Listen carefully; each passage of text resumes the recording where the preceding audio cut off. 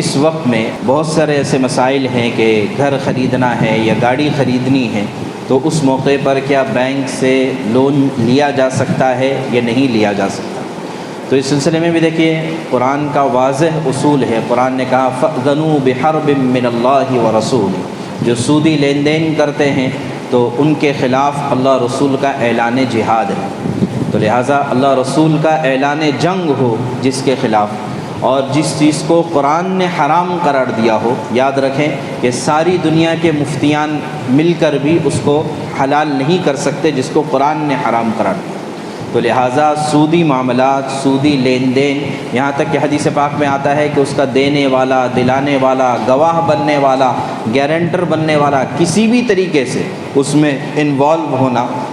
یہ ناجائز اور حرام ہے، اس کی گنجائش نہیں ہے۔ البتہ مسئلہ یہ ہے کہ ہمارے پاس ابھی چونکہ ہم ایک ایسے نظام میں رہتے ہیں کہ چاروں طرف سودی نظام ہی ہے، اس کے علاوہ اور کوئی چیز ہمارے پاس بطور متبادل کے نہیں ہے۔ حالانکہ ہر علاقے کے ذمہ داروں کو، مالداروں کی یہ ذمہ داری بنتی ہے کہ ایسا کوئی نظام، ایسا کوئی فنڈ، ایسا کوئی فائنینشیل سسٹم بنایا جائے کہ جو غیر سودی طریقے پر کام کرے۔ لیکن افسوس کہ ہمارے یہاں ہندوستان میں چونکہ حکومت کی طرف سے بھی اس کی گنجائش نہیں ہے، تو جس چیز کی قانونی لحاظ سے گنجائش نہ ہو، مسلمانوں کی ذمہ داری ہوتی ہے کہ اپنے سطح پر اس چیز کو جو ہے ہم رائج کر سکے۔ تو مسلمانوں کے مالداروں کی ذمہ داری ہے کہ غیر سودی نظام کا انتظام کریں، اور الحمدللہ خود ہمارے ہی ملک میں بہت سے ایسے مقامات ہیں جہاں پر ایک نظام چلتا ہے اور لوگ اس سے فائدہ اٹھاتے ہیں، غیر سودی قرضے ملتے ہیں، یہاں تک کہ بڑی بڑی چیزوں کے لیے، چھوٹے موٹے قرضے تو بہت سی جگہوں پر، لیکن کئی جگہ ایسی ہے کہ جہاں پر گاڑیوں کے لیے اور گھر خریدنے تک کے لیے بھی قرضہ یعنی مشارکت کے طور پر جو ہے فائنینس کیا جاتا ہے۔ تو لہٰذا یہ نہیں کہا جا سکتا کہ آج کے زمانے میں بالکل بھی اسلامک فائنینس موجود نہیں ہے۔ یہ الگ بات ہے کہ ہر ایک کی رسائی وہاں تک نہیں ہے، یا پھر یہ کہ جو شرائط اس وقت ہے اس کو ہم پورا نہیں کر سکتے ہیں، تو اب کیا کرنا چاہیے؟ تو دیکھیے اس کے لیے ایک اور راستہ یہ ہے کہ اللہ تبارک و تعالیٰ نے جہاں پر حرام چیزوں کو قرآن میں بیان کیا ہے، خنزیر کے گوشت کو، شراب کو وغیرہ، تو وہاں پر قرآن نے یہ بھی کہا کہ اگر مجبوری ہو جائے تو مجبوری میں آدمی یعنی بھوک اور پیاس کا یہ عالم ہے کہ سوائے حرام چیز کے اور کوئی چیز سامنے نہیں ہے، تو پھر جو ہے قرآن نے اجازت دی ہے کہ آدمی ضرورت کے حد تک جو ہے ان حرام چیزوں کا استعمال کر سکتا ہے۔ تو لہٰذا اگر اتنی زیادہ مجبوری ہے اور اتنا زیادہ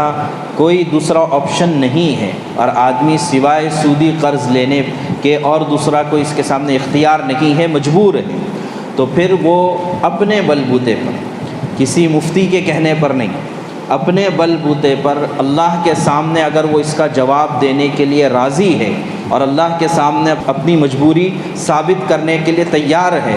تو ضرور جو ہے وہ سودی معاملات میں اپنے آپ کو داخل کر سکتا ہے۔ لیکن عام طور سے تجربہ یہ ہے کہ جو ان سودی معاملات میں داخل ہوتے ہیں وہ پھر آسانی سے وہاں سے نہیں نکلتے۔ کئی واقعات کیا اس وقت کہ آپ ہمارے ملک کے جو بڑے بڑے مالدار سمجھے جاتے ہیں، ان کی آپ اٹھا کر دیکھ لیجئے کہ کئی بینکوں کے قرضے لینے کے بعد قرضہ دے نہیں سکتے ہیں تو یا تو ملک چھوڑ کر بھاگ جاتے ہیں، یا پھر حکومت جو ہے ان کے قرضوں کو معاف کر دیتی ہے، وے آف کر دیتی ہے۔ تو لہٰذا جب یہ اتنے بڑے بڑے مالدار لوگ سود کے دلدل سے نہیں نکل سکتے تو ایک عام آدمی کیسے نکل سکتا ہے؟ اور ایک بات یہ بھی ہے کہ جو آدمی اس سلسلے میں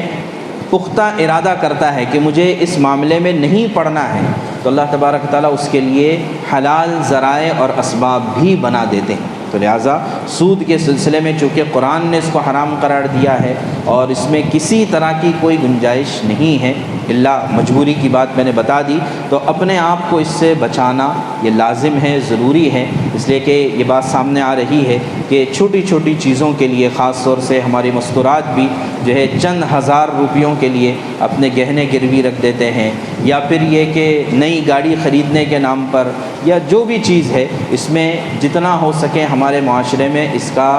رواج کم سے کم ہونا چاہیے اور کم سے کم رواج اس کو دینا چاہیے۔ اس کی ہم سب کو فکر کرنا ہے، خود ہم بھی اس میں انوالو نہ ہو اور ہمارے جانکار جاننے والے رشتہ دار بھی اس میں انوالو نہ ہو، اس کی ہم کو فکر کرنا کرنا چاہیے۔ اللہ تبارک و تعالی ہمیں جو ہے اس لعنت سے اللہ ہماری اور تمام مسلمانوں کی حفاظت فرمائے۔